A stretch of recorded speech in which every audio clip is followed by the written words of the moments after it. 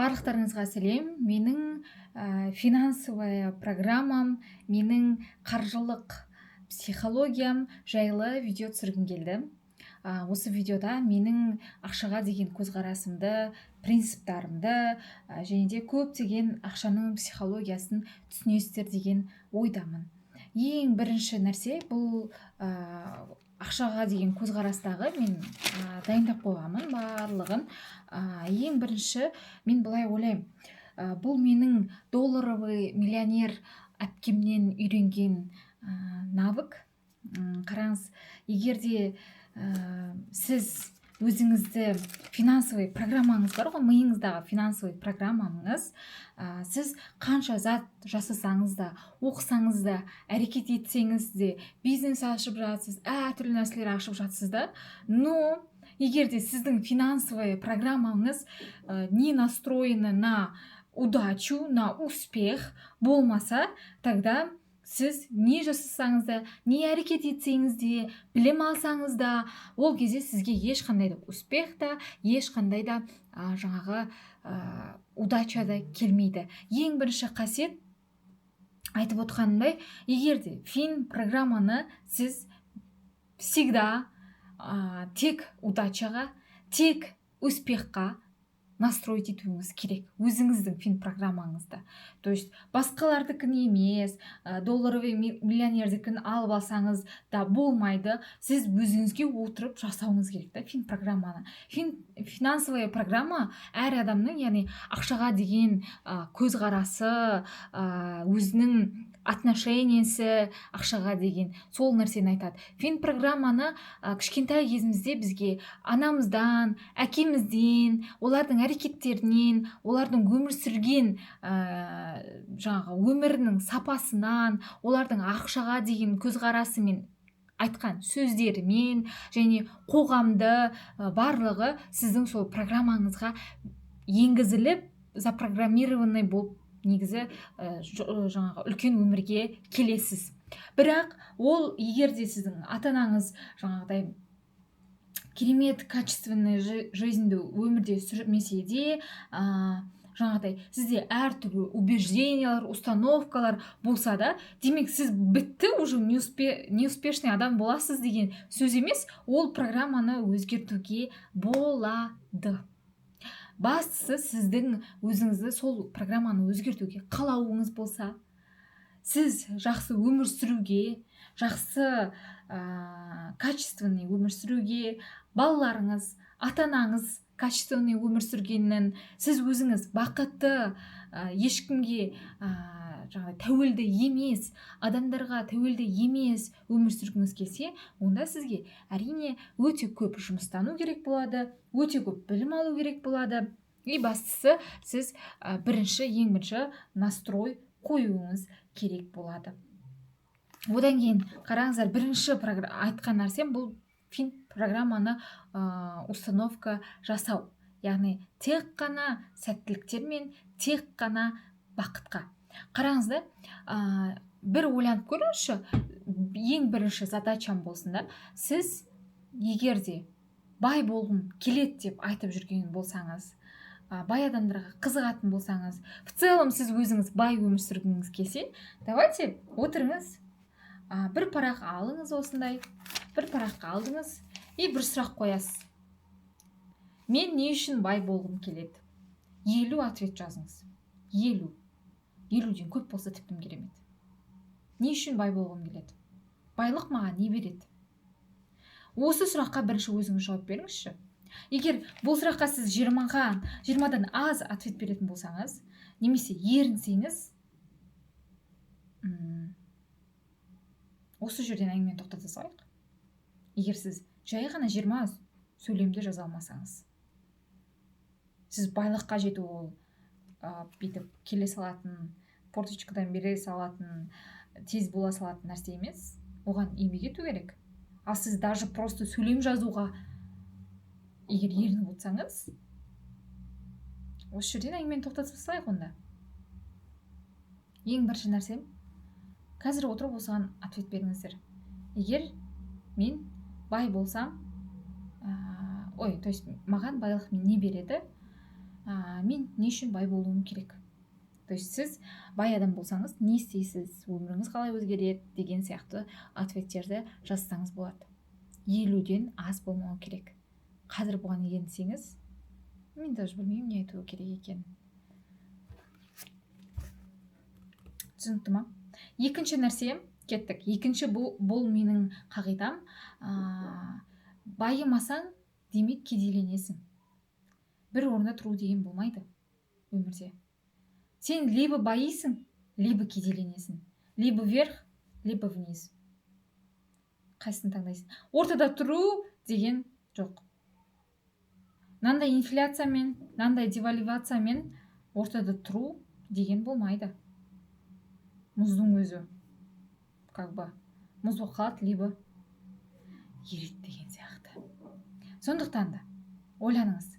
Егер бір жыл алдын, сіз қазір бір жыл алдын қанша айына тауып жүрдіңіз. Сол зарплатаны, сол табысты қазір сіз тауып жүрген болсаңыз, дәл сол күйінде түк өзгермеген. Онда қиын. Онда сізге әрекет ету керек. Сіздің бұлай жатқаныңыз болмайды. Сіз демек кедейленіп жатсыз. Тек қана минус па дейтін бір идиомалар бар ғой, қазақша сондайлар. Егер ақшаңыз бір жылдың ішінде, табысыңыз бір жылдың ішінде көтерілмеген болсаңыз, демек сіз білім алып жатқан жоқсыз. Демек сіз қаржылық сауаттылығыңызды арттырып жатқан жоқсыз. Демек сіз әлемге деген көзқарасыңызды өзгертіп жатқан жоқсыз. Профессионально өсіп жатқан жоқсыз. Не то что психология, а профессионально өсу жоқ. Осыны ойланыңыз. Екінші нәрсе. Үшінші нәрсе, байлар байи береді, ал кедейлер кедейлене береді. Бұл қалай? Байлар ары қарай байлығын арттыру мақсатында олар міндетті түрде профессионалды, міндетті түрде қаржылай білім алады. Ал кедейлер, олар көбінде бейім болады кедей шешімдерді қабылдауға. То есть оны дальше кедейлендіре беретін шешімдерді қабылдауға бейім болады. Егер ол ойын, егер ол психологиясын, әрекетін өзгертпесе, ол дальше только вниз, только даун. Сондықтан да қараңыз да, әрекеттеріңізге қараңыз, соңғы алған покупкаларыңызға қараңыз, істеп жатқан өміріңізді анализдеңіз. Не істеп жүрсіз? Не дамып жатыр? Не өзгермей жатыр?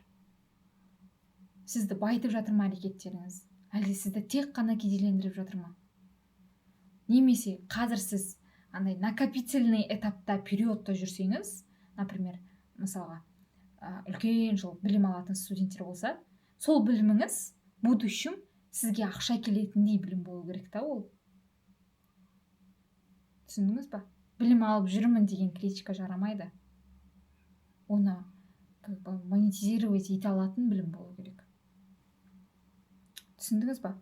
Кедейлер всегда кедейлендіре беретін шешімдерді шығаруға бейім. Өйткені көзқарас, кругозор одан басқаны көрмейді, мүмкіндікті көрмейді. Айтады ғой, басқа көздің соқыр болып қалуынан сақтасын деп. Ол прямом смысле ондай соқырлық физический соқырлық емес, ол жаңағыдай ойдың соқырлығын айтады да. Көңіліңнің соқырланып қалуы, көзіңнің соқырланып қалуы деген жаман ғой деп. Сол нәрсе. Үшінші нәрсе, бұл сіздің ойыңыздағы дүниелер. Ойлап қараңызшы, сіз вообще бай адамдарды қандай адамдар деп есептейсіз? Мысалға, бай адамдар деген кезде сіздің ойыңызға қандай картинкалар келеді? Алдар көсе сияқты картинкалар келе ма? Жаман істермен айналысатын, левый тірліктер істейтін, сондай адамдардың картинкасы келе ма? Ойланыңыз. Сол мысль, сіздің ойыңыздағы сол ой, демек сіздің фин программаңызда жазылған ой. Егер сіз бай адамдар жаман, олар алдар көсе сияқты өмір сүреді. Алдар көсенің мультиктіңдағы байлар болады, который әркімнің несін алып қоятын, нәпақасын алып қоятын. Егер сондай деп қабылдайтын болсаңыз, онда сізге өзгерту керек. Онда сізге оқу керек. онда сізге мынандай кітаптарды оқу керек. Мынандай. Ладно, потом өтсін. Осындай финансовый жағынан, қаржылық сауаттылықтан білімді арттыру керек сізге. Қараңыз, сіздің басыңыздағы әрбір ой, ол ақшаға болсын, ақша емес нәрсеге болсын, әрбір каждая мысль сіздің сознанияңызда жазылған, оставляет плату за проживание. Понимаете? Әрбір ойыңыздың өзінің төлейтін, сіз беретін құны болады.